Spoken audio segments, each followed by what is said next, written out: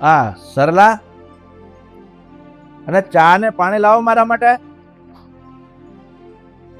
સરલા, ચા લાવો, ચા.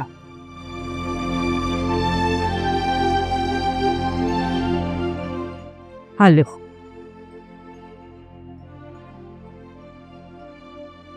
કેમ ખાલી પાણી? મેં ચા અને પાણી બંને વસ્તુ મંગાવી તારી પાસે. નસીબમાં જે હોય ને એ જ મળે. આ તો નસીબ માનો કે મારા હાથનું પાણી મળ્યું છે ને એ પણ છેલ્લી વારનું સમજીને પી લ્યો. બાકી મરતે સમયે બી તમને મારા હાથનું પાણી નથી મળવાનું. એક મિનિટ, તું આવું કેમ બોલે છે આજે? મને એક વાતનો જવાબ આપીશ? મેં તારી પાસે ચા પાણી મંગાવ્યા, તું મારા માટે ચા ન લાવીને એનો મને કોઈ વાંધો નથી, પણ આવા શબ્દો કેમ બોલે છે કે મારા હાથનું છેલ્લું પાણી અને મરતા સમય પણ તમે પાણી નહીં માંગો? એટલે એ તો જેવા કર્મ કર્યા હોય એ ભોગવવું પડે. કેમ કર્મ જેવા કરે? એટલે મેં કોઈ ખરાબ કર્મ કર્યા છે કે તું મને આવી રીતે બોલે છે? એ પોતે છે ને પોતાના દિલ પર હાથ રાખીને પોતાની આત્માને પૂછો કે તમે કેવા કર્મો કર્યા છે. અરે બસ સરલા, તું આ વાતને ગોળ ગોળ શું કામ ફેરવે છે? અને તું તું કહેવા શું માંગે છે એનો મને તું ખુલાસો કરીશ ખરી? એક તો પહેલા તમે આજે જે મને અડ્યા ને એ છેલ્લી વાર. આજ પછી મને હાથ પણ નહીં લગાડતા. અને જે તમે પૂછી રહ્યા છો ને એનો જવાબ હું નહીં, તમને મારો જ દીકરો આપશે. મને તો કઈ વાત નથી સમજાતી. આ આવું વર્તન કેમ કરે છે?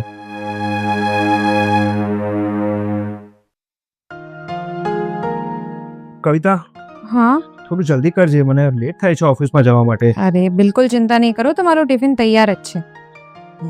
મમ્મી ક્યાં છે? કેમ ખબર નહીં, હશે કામમાં. અરે મમ્મી તમે અહીંયા હા બોલો ને મમ્મી. કામ હોય તો મને બોલાવી લેવાય ને બહાર. બોલો બોલો, કઈ કામ હતું? આકાશ, હવે તું મોટો થઈ ગયો છે, તારા લગ્ન થઈ ગયા છે, તું કમાતો થઈ ગયો છે, તો મારી ઈચ્છા છે કે તું આ ઘર છોડીને ચાલ્યો છે અને થોડાક દિવસોમાં હું પણ તારી પાસે આવી જઈશ. મમ્મી, તમે આ શું બોલી રહ્યા છો? તમે મને કહી રહ્યા છો કે અમે ઘર છોડીને ચાલ્યા જઈએ અને પછી પછી તમે પણ અમારી સાથે રહેશો? હા, હું છે ને તારા બાપથી છે ને બદલો લેવા માંગુ છું. હું ઈચ્છું છું કે નફટ એકલો જીવે અને એની સાથે કોઈ સાથ સથવારો પણ ન હોય. ચૂરી ચૂરીને એકલો મરે, બસ મારી એ જ ઈચ્છા છે. અરે પણ મમ્મી, હા પપ્પાએ તો કોઈ દિવસ તમારી સામે ઊંચો અવાજ પણ નથી કર્યો. કેટલું બધું માન જાળવે છે તમારું, અને તમે આવું બધું બોલો છો. એવું તે શું બગાડ્યું છે એમનું તમારું કે તમને આટલી બધી દાદ છે એમની ઉપર? તને છે ને આ બધી બાબતની ખબર ન પડે એટલે તું વચ્ચે નહીં જ પડે. જેટલું કહું છું ને આટલું કરો તમે બંને. મમ્મી, કવિતા તમને ના પૂછી શકે, હું તો તમને પૂછી શકું છું ને કે પપ્પાએ એવું તો શું કર્યું છે કે તમે એમને જાતિ જિંદગીએ છોડો છો અને આવી રીતે રચડતા એમને મરવા માટે તરછોડી રહ્યા છો? જો દીકરા, વાત તો બહુ લાંબી છે પણ હું તને ટૂંકમાં સમજાવું. જ્યારે મારા લગ્ન થયા હતા ને, લગ્ન પછી તારા બાપે મારા પપ્પાની પાસે 3 લાખ રૂપિયા માંગ્યા હતા. 3 લાખ એટલે એ સમયમાં જે આજના 30 લાખ હોય ને એ કિંમત થાય. મારા પપ્પા પણ કાંઈ આટલું બધું નહોતા એ પોઝિશનમાં કે આટલા બધા પૈસા એકસાથે આપી શકે. એ જ ટેન્શનમાં આવીને મારી મમ્મીને બ્રેન સ્ટ્રોક આવી ગયો અને એ મૃત્યુ પામ્યા. અને એના પછી મારા પપ્પા એમની આખી જિંદગી એકલા એકલા જુરી જુરીને એકમ કોઈના સથવારા વગર રહ્યા. તો મારી પણ એ જ ઈચ્છા છે કે જેવી રીતે મારા પપ્પા એકલા અનાથની જેમ જીવ્યા ને, તારો બાપ પણ એવી રીતે તડપી તડપીને એકલો જીવે ને એકલો મરે. પણ મમ્મી જુઓ, મારે કોઈ બોલવાનો હક તો નથી, પણ મેં તને પહેલા જ કીધું ને કે તું વચ્ચે બોલતી જ નહીં. અને આકાશ, મેં મારી ઈચ્છા જે છે તમારે બંને એ પૂરી જ કરવી પડશે. મારી ઈચ્છા છે કે તમે બંને આ ઘર છોડીને ચાલ્યા જાઓ, અને હું પણ તમારી સાથે રહેવા આવી જઈશ થોડીક વારમાં. મમ્મી તમે આ બસ, શું- મેં જે કીધું ને એમ જ કરવું પડશે. તને મારા સમ છે, સાંભળ્યું ને તે? હવે હું કોઈ બીજી વાત નહીં સાંભળું. પણ મમ્મી સાંભળો તો ખરા.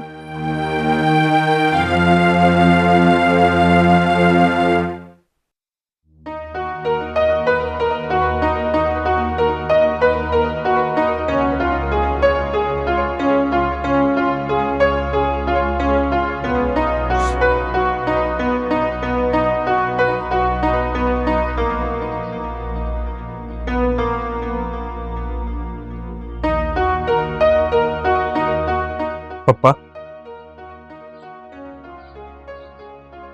બેસ. પપ્પા મારે તમારી સાથે કંઈક વાત કરવી છે, પણ મને સમજાતું નથી કે હું એની શરૂઆત કઈ રીતે કરું. બેટા, આ તારો નર્વસ ચહેરો અને આ તારી આંખ મને ઘણું બધું કહી જાય છે. સાચું બોલજે, આ તારી મમ્મીએ તને મોકલ્યો છે ને? પપ્પા, શું આ વાત સાચી છે કે તમારા અને મારા મમ્મીના જ્યારે લગ્ન થયા ત્યારે તમે નાનાજી પાસેથી 3 લાખ રૂપિયા માંગ્યા હતા? હા બેટા, મારા લગ્ન સમયે મેં તારા મમ્મીના પપ્પા પાસે 3 લાખ રૂપિયા લીધા હતા. શું પપ્પા? પપ્પા તમને બિલકુલ શરમ ના આવી કે તમે એવા વ્યક્તિ પાસેથી 3 લાખ રૂપિયાની માંગણી કરી, અને એ બી દહેજના પેટે? બેટા, આ તારા મમ્મીના મત પ્રમાણે છે ને એને દહેજ ગણે છે, પણ ખરું કહું ને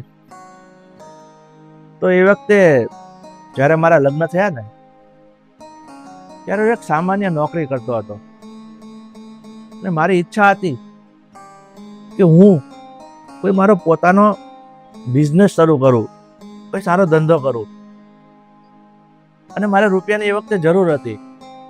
આ થોડા ઘણા રૂપિયા મારી પાસે હતા, બીજા ઘટતા હતા, એટલે મને થયું કે આ સરલાના પપ્પા પાસે હું 3 લાખ રૂપિયાની માંગણી કરું ને તો એમાંથી પગભર થઈ શકું. પણ એ ફક્ત માગેલી મદદ તારી મમ્મી દહેજ સમજી રહી છે, અને એ જ વખતે આ દાજ ઉતારી રહી છે મારી પર. પપ્પા તમે માંગેલી મદદ છે ને મમ્મી એ દહેજ સમજીને બેઠા છે. આટલા વર્ષથી દાજ એમણે એની અંદર રાખી છે, અને હવે આ સમયે તમને એકલા પાડી દેવા માંગે છે. વાંધો જે વાતમાં છે બેટા. પણ પપ્પા, હું તમને શું કહું? તમને ખબર છે મમ્મીએ હમણાં મને ઘરમાં આવીને શું કીધું? મમ્મીએ એમ કીધું કે હું અને કવિતા ઘર છોડીને ચાલ્યા જઈએ, અને પછી થોડા સમય પછી એ બી અમારી સાથે આવી જશે અને તમને એકલા મૂકી દેશે.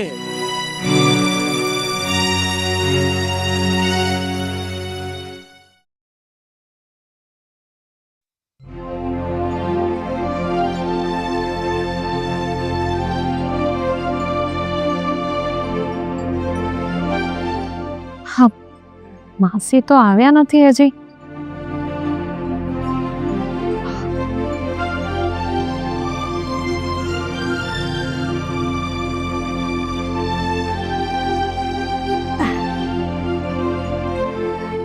કેમ છો માસી? બસ મજામાં બેટા. જય શ્રી કૃષ્ણ. જય શ્રી કૃષ્ણ. અંદર જ આવતી હતી, તમારા ઘરે જ આવતી હતી, અને તું કેમ બહાર ઊભી છે? કે જાવું છે બા? હા, ના ના, હું તો તમારી વાટ જોવા માટે જ ઊભી હતી. મને એમ હતું કે આ નવું ઘર છે એટલે તમને દેખાય ન દેખાય એમ. ના ના, ત્યાં પૂછીને જ આવી હતી, એટલા માટે કઈ વાંધો ન આવ્યો. અને માસી સાચું કહું તો બહાર ઊભી રહેવાનું કારણ બીજું પણ હતું. શું કારણ? એટલે મારે જે વાત કરવી છે ને એ ઘરમાં હું કરી શકું એમ નથી, એટલે મેં વિચાર્યું કે અહીંયા જ વાત કરી લઉં. કવિતા, એવી તો કઈ વાત છે કે તું ઘરમાં કરવાની ના પાડે છે અને સ્પેશિયલી બહાર ઊભી રહી વાત કરવા માટે? કઈ એવું અજુગતું તો નથી થયું ને કે તું ઘરમાં વાત ન કરી શકે? એવું થયું જ છે, એટલે જ તો માસી, એટલે જ એ વાત ઘરમાં કરી શકું એમ નથી. માસી, એમાં એવું છે ને કે મારા સાસુએ મને અને આકાશને ઘર છોડીને દૂર ચાલે જવાનું કીધું છે. શું શું વાત કરે છે તું? પણ શું કામ? આકાશને અને તને શું કામ ઘરની બહાર કાઢી મૂકવા માંગે છે મારી મોટી બેન? કોઈ કારણ તો હશે ને? અરે આકાશ તો એકનો એક દીકરો છે. કદાચ તારે એની સાથે ઝઘડો તો નથી થયો ને? અરે નાના માસી, એવું કંઈ પણ નથી. મારો ને આકાશનો પણ કોઈ ઝઘડો નથી થયો અને મારો ને મારા સાસુનો પણ કોઈ ઝઘડો નથી થયો. તો પછી કોઈ કારણ તો હોવું જોઈએ ને કે આકાશને અને તને ઘરની બહાર કાઢી મૂકે. પણ મારી મોટી બેન એવું કરે જ નહીં. તું કઈક તો વાત છે જ. તું મને માંડીને વાત કર ને. હા જો માસી, મારા સાસુએ એવું કીધું છે કે તમે બંને આ ઘર છોડીને જતા રહો અને થોડાક દિવસ પછી મારા સાસુ પણ મારા સસરાને છોડીને અમારી સાથે આવી જશે રહેવા માટે. અને એમ પણ કીધું છે કે તારા સસરાને તો હું તડપાવીને મારી નાખવા માંગુ છું, એકલો કરી દેવા માંગુ છું. પણ શું કામ? બિચારા મારા જીજાજીનો શું વાંક છે? તારા સસરાનો એવો તો શું વાંક ગુનો છે કે મારી મોટી બેન એમની સાથે આવું કરી રહી છે? અમને પણ એ નથી સમજાતું, કારણ કે અત્યાર સુધી એ બંને વચ્ચે કોઈ ઝઘડા પણ નથી જોયા મેં. અને મારા સસરા તો કોઈ દિવસ ઊંચો અવાજ પણ નથી કરતા એમની સામે. પણ મમ્મીએ એવું કીધું કે જ્યારે એ લોકોના લગ્ન થયા ત્યારે મારા સસરાએ દહેજ પેટે કંઈક 3 લાખ જેટલા રૂપિયા માંગ્યા હતા અને એના લીધે તમારા પપ્પા સાવ એકલા પડી ગયા અને તમારા મમ્મીને એવો ધ્રાસકો લાગ્યો કે એમને જીવ છોડી દીધો. વાત છોડ ને, એ કઈક બીજી જ વાત હશે અને મારી બેન એવું કરતી હશે. પણ જીજાજીનો સ્વભાવ તો બહુ સારો છે.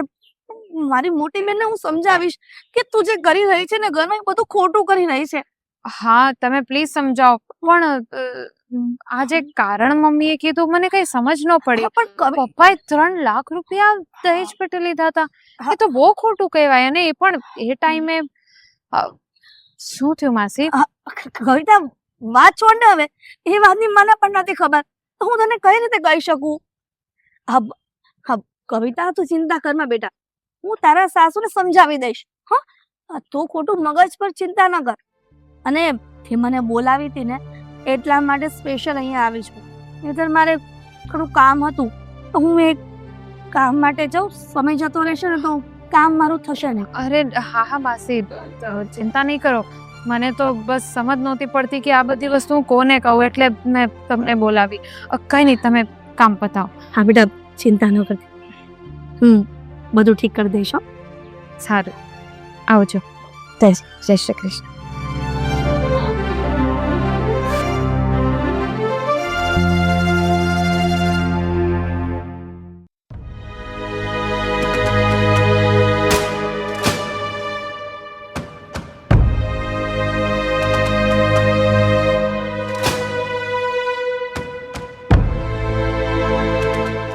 શું છે? શું કામ અહીંયા આવ્યા છો?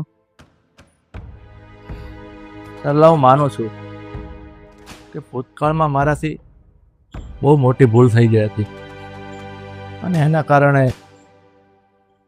તારા મમ્મીનું અવસાન થઈ ગયું. પણ એ વાતને તો આજે વર્ષો વીતી ગયા છે, છતાં પણ તું હજુ આ વાતને મનમાં સંઘરીને બેઠી છો. હા, હું નહીં ભૂલી શકું કે તમારી ભૂલને લીધે મારા પપ્પાનું હસતું રમતું ઘર વેર વિખેર થઈ ગયું. મારા પપ્પા બિચારા લાચાર, એકલા સાવ. એમને પાછળની આખી જિંદગી જોરી જોરીને જીવ્યા છે અને મરી ગયા તમારી એક ભૂલને લીધે આ બધું થયું ને મારા પપ્પાની જિંદગી નરક બની ગઈ. હું તમને માફ નહીં કરું, હું પણ તમારી જિંદગી નરક બનાવીને રહીશ. હું ને તમારો દીકરો, તમારી વહુ, અમે બધા તમને એકલા છોડીને ચાલ્યા જશું અને તમે પણ એવી જ રીતે એકલા એકલા જુરી જુરીને જીવશો અને મરશો. ત્યારે જ મને મજા આવશે. નહીં સરલા, તું મારી સામે જો અને મારી વાત તો સાંભળતું. ના, મારે તમારી કોઈ જ વાત નથી સાંભળવી. સરલા, તું મારી વાત તો સાંભળ. અને હું માનું છું કે મારી એક નાની ભૂલથી તારો પરિવાર વેરવિખેર થઈ ગયો, પણ તું આજે નિર્ણય લીધો છે ને ઘર છોડીને જવાનો.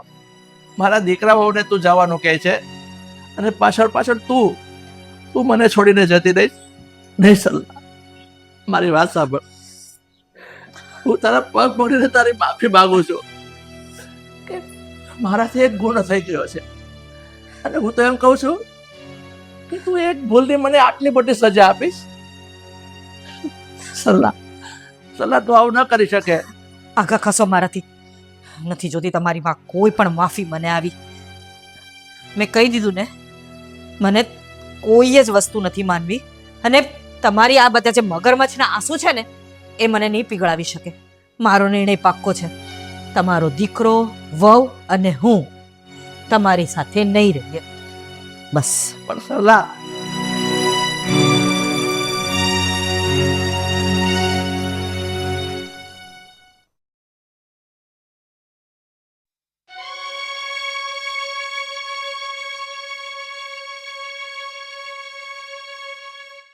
મમ્મી,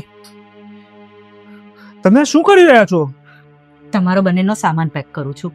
તમારે બંને આ ઘરમાંથી જવાનું છે ને જવાનું જ છે. અરે પણ મમ્મી, તમે શું કામ આટલી બધી ઉતાવળ કરો છો? જો, તમારે જેમ કરવું એ કરો અને તમારે પણ જેમ કરવું એ કરો. મમ્મી, તમે કેમ નથી સમજતા? તમે આટલી જૂની વાતને લઈને પકડીને બેઠા છો. પપ્પાએ તમારી માફી માંગી લીધી છે ને, હવે જૂની વાતને મૂકીને તમે આગળ વધો ને. હા, એ જ હું કહેવા માંગુ છું કે તમારે જેમ કરવું એ કરો. હું આ ઘર છોડીને અને પપ્પાને છોડીને ક્યાંય નથી જવાની. એ એકલા શું કરશે બિચારા? એકલા શું કરશે? મમ્મી, આ શું કરી રહ્યા છો તમે? તું મારી ઉપર વટ જમાવવાની કોશિશ કરે છે. મારે છે ને તારી કોઈ વાત નથી સાંભળવી. મેં તમને બંનેને કીધું ને તમારે આ ઘરમાંથી જવાનું છે, તો સમજાતું નથી તમારા બંનેને? મમ્મી, તમે કેમ નથી સમજતા? પપ્પાએ ઓલરેડી માફી માંગી લીધી છે. તમે કહેતા હો તો હજી માફી માંગાવું તમારી પાસે? મારે કોઈ એમની માફી નથી જોતી અને મને કોઈને માફ કરતા આવડતું નથી. મારી ડિક્શનરીમાં માફી નામનો શબ્દ જ નથી. જો દીકરા, મેં તને જન્મ આપ્યો છે, તને પાળી પોછીને ઉછેરીને મોટો કર્યો છે, તો હું હવે હક માંગુ છું કે તું મારી વાત માનીશ. તું જે મારો કર્જ છે ને એ ચૂકાવીશ. તમે આ બંને ઘરમાંથી જાશો અને પાછળ પાછળ હું પણ તમારી સાથે આવીશ. બસ, આજ મારો હુકમ છે ને આ હુકમ તમારે બંને માનવો પડશે. ઠીક છે મમ્મી, તમારો હુકમ છે ને અમે માનીશું. તમે જેમ કહેશો એમ અમે કરશું. પણ એ પહેલા આ બધી વાત મેં શારદા માસીને કહી દીધી છે.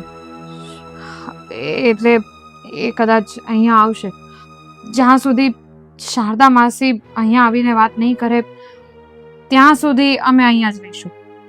પછી ભલે તમે જેમ કહો એમ. ચાલો, તો તે શારદા માસીને કહી દીધું. આવવા દે શારદા માસીને. હું કઈ બીતી નથી ને હું કોઈનું માનવાની જ નથી.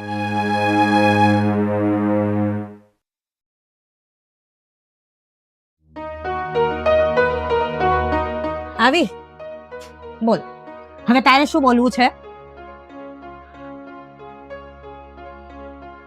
શું બોલવું છે એટલે વઢવા આવી છું. કેટલાય સવાલો કરવા આવી છું. આ બધું શું માંડ્યું છે? તમે શું કરી રહ્યા છો મોટી બેન? તમને એનું ભાન છે? હા. તમે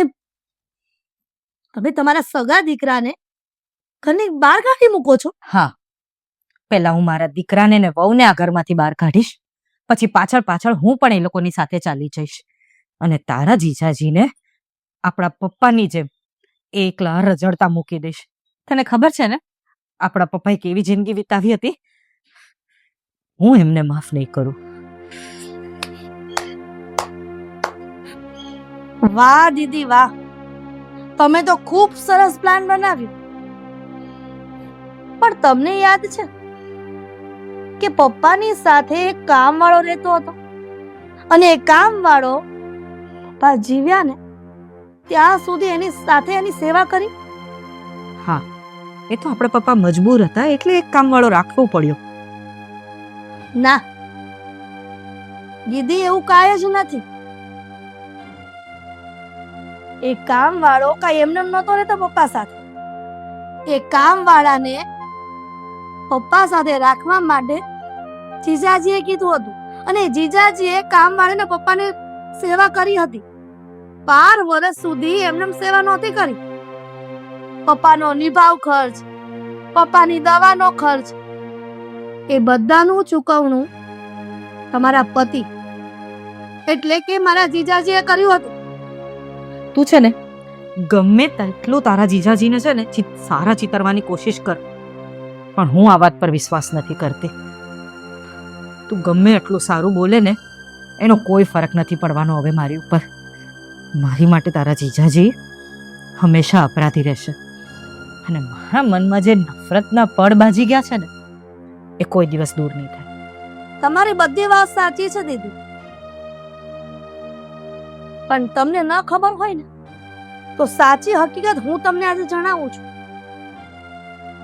એ વાત હતી કે 3 લાખ રૂપિયા આપણા માવતર પાસે જીજાજીએ માંગ્યા હતા લગ્ન વખતે, અને એ વાતને લઈને આપણા મમ્મીનું મૃત્યુ થયું. બસ એ વખત પછી જીજાજીને એ વાતનો પસ્તાવો હતો ને, એ પસ્તાવાના ભાગ રૂપી જ આપણા પપ્પાને જીજાજીએ પોતાના બાપની જેમ સાચવી લીધા હતા. અને આ વાતની જાણ તમને ન કરવા માટે મારા જીજાજીએ મને સોગંદ આપ્યા હતા કે આ વાતની જાણ તારી બેનને ક્યારેય ન થવી જોઈએ. પણ જ્યારે તમે આવું પગલું ભર્યું ને ત્યારે મારા જીજાજીના સોગંદ તોડીને આ વાત તમને કહેવી પડી.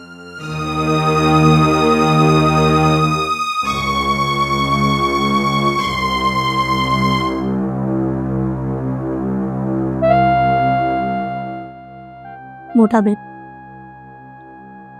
શું કામ તમે મનમાં વેર જે રાખો છો? આ બધી વાતને ભૂલાવી દો. મારા જીજાજીને માફી આપી અને સમાધાન કરી લ્યો. શું કામ તમે તમારા હસતા ખેલતા પરિવારને વીખી રહ્યા છો? તમે કહેતા હોય ને તો હું જીજાજીને વાત કરું. મારી ભૂલ થઈ ગઈ.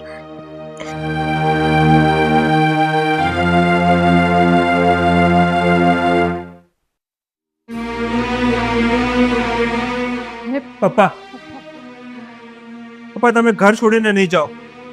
પપ્પા, તમે શું કામ જાઓ છો ઘર છોડીને?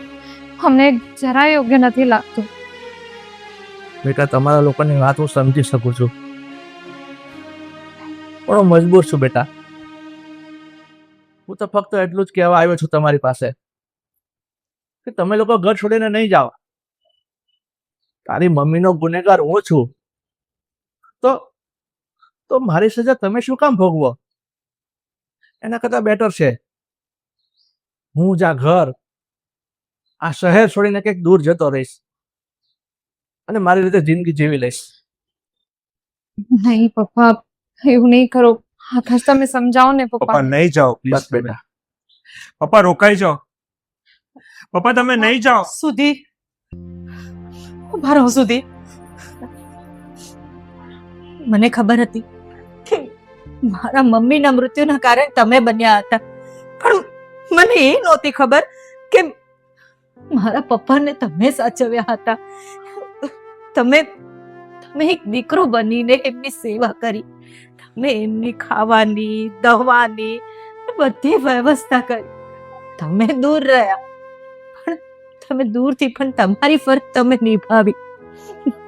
મને માફ કરી દો.